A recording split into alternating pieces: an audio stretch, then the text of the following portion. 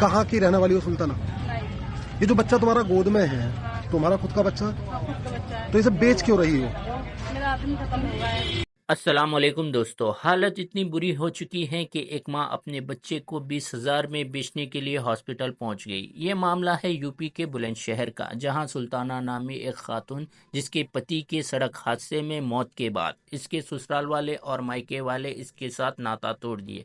बेबस मां अपने 6 महीने के बच्चे को 20,000 में बेचने के लिए हॉस्पिटल पहुंच गई। खरीदार भी मिल गया, लेकिन डॉक्टर ने पुलिस बुलाया। पुलिस ने फैमिली को बुलाकर इस महिला को उनके हवाले कर दिया। मजदूरी पर जाने वाली इस माँ का ये तड़प थी कि ये बच्चे को किस तरह पालती और किस तरह मजबूरी करती और यहाँ कैसे रख सकती। इसीलिए इसने ये फैसला लिया कि इस बच्चे को बेच दे। बाद में ये मामला जब पुलिस तक पहुँचा तो पुलिस वाले ने इसे इनके फैमिली को सुपुर्द कर दिया। और आइए इस महिला ने क्या बताया इसके बारे में सुनिए। सुल्ताना। कहाँ की रहने वाली हो सुल्ताना? नहीं। ये जो बच्चा तुम्हारा गोद में है, तुम्हारा खुद का बच्चा, हाँ, खुद का बच्चा है। तो इसे बेच क्यों रही हो? मेरा आदमी खत्म हो गया है। अच्छा, और मेरे माँ बाप ने निकाल दिए और मैं अकेली कैसे खिलाऊंगी किसी ने, और मैं अपने अकेली खाऊंगी कमाऊंगी। तो फिर बच्चा क्यों बेच रही हो? बच्चे को जब तुम कमाओगी, बच्चा बेचने का ख्याल कहाँ से आया? अब मतलब मैं बच्चे को किसी के हाल पे छोड़ के जा दूंगी, कंपनी में किसके हाल पे छोड़ के जा दूंगी, कोई ऐसे कोई रख लेगा बोला आपको किसी को। तो कितने में बेचना चाह रही हो उसे? 20,000। तो ये किसने आइडिया दिया कि अस्पताल पे आके बेचना? मतलब यहाँ कैसे आई? कोई गोद ले रहा बच्चे को, हाँ उसमें ने दिया ना हाँ। उस बच्चे को मैंने, तो 20 वो यहाँ पे छोड़ के गया, मुझे यहाँ पे बच्चा ले लेना है। अब तुम ये चाह रही हो कि 20,000 में आपका बच्चा बिक जाए? हाँ, ठीक। कहाँ की रहने वाली हो? सुनाई। कौन सी जगह, कौन सा थाना, कहाँ, कौन सा शहर है? थाना पर अनुक्षर, तहसील पर अनुक्षर, पुष्पमरपुर, बुलंदशहर जिला। अच्छा, वहाँ की रहने वाली हो।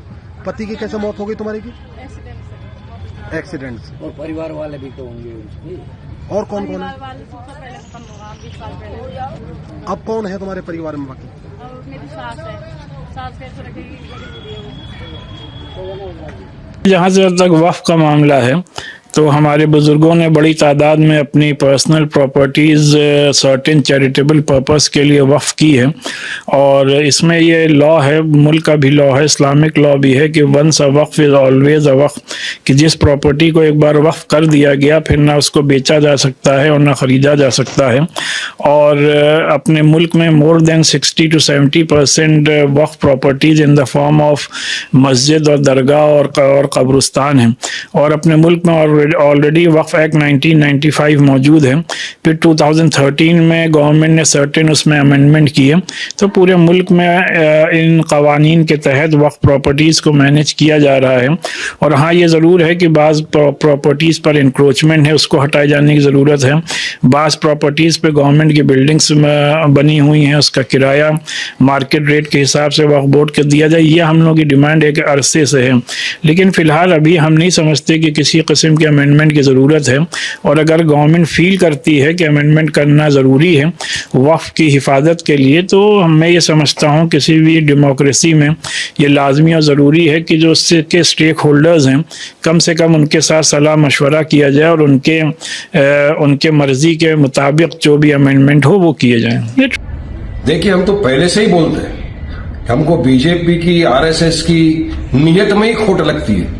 इनको हमारी हर चीज से नफरत है। आप देख लीजिए, हमारी मस्जिद से नफरत, नमाज से नफरत, मदरसे से नफरत, हिजाब से नफरत, अब ये वक्फ को लेके आ गए लोग। अरे वक्फ का एक्ट 1995 एग्जिस्टेंस में है, 2013 में उसमें अमेंडमेंट हो चुका है, मगर फिर भी इनको अमेंडमेंट ला के इनकी नीयत है कि किसी भी तरह से ये जो वक्फ की इतनी सारी प्रॉपर्टी है मुसलमानों की, उसको कम कर दिया जाए, उसको हासिल कर लिया जाए। अरे ये वक्फ की प्रॉपर्टी है, सुप्रीम कोर्ट ने कहा once a Waqf always a वक्फ। आप उसका ना बेच सकते हो, ना थर्ड पार्टी राइट्स क्रिएट कर सकते हो, आप उस पर कुछ नहीं कर सकते हो। जब कोई इंसान वक्फ करता है, जैसा हमारे बुजुर्गों ने चैरिटी के हिसाब से वक्फ किया है, काफी सारी मस्जिदें उसमें बनी है, मदरसे बने हैं, काफी सारे कब्रिस्तान वहां पे बने।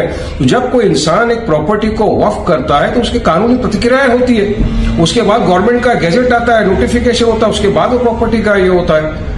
मगर सरकार को नहीं, उसमें भी सरकार को इंटरफेरेंस करना है, बीजेपी को, आरएसएस को उस पर इंटरफेरेंस करना है। 2022 में जब उत्तर प्रदेश सरकार ने नोटिफिकेशन निकाला था सर्वे का वक्फ प्रॉपर्टी का, तब भी हमने आपत्ति उठाई थी। हमको यकीन था, हमको मालूम था कि बीजेपी का ये जो सर्वे कराना है सिर्फ एक ढकोसला है। इनकी नीयत में खोट है, इनकी नीयत है हमारी वक्फ की प्रॉपर्टियों को हासिल करना, ये इनकी नीयत थी। और आज देखिए वही साबित हो रहा है। ये जा रहे हैं अभी अमेंडमेंट कराने, बिल इंट्रोड्यूस कर रहे हैं, देखते हैं पार्लियामेंट में क्या होता है। लेकिन ये जो इतनी सारी मस्जिद है, मदरसे है, ये सब अगर इनका बोलना, ये जो मैंने मीडिया के माध्यम से सुना कि डिस्प्यूट है उसके अंदर वो देखना है, अरे अगर डिस्प्यूट कोई है प्रॉपर्टी के अंदर कुछ है तो कोर्ट डिसाइड करेगी, जुडिशरी है। आप जुडिशरी का पावर लेके वक्फ का जो बोर्ड है उसको क्यों कमजोर करना चाहते हो?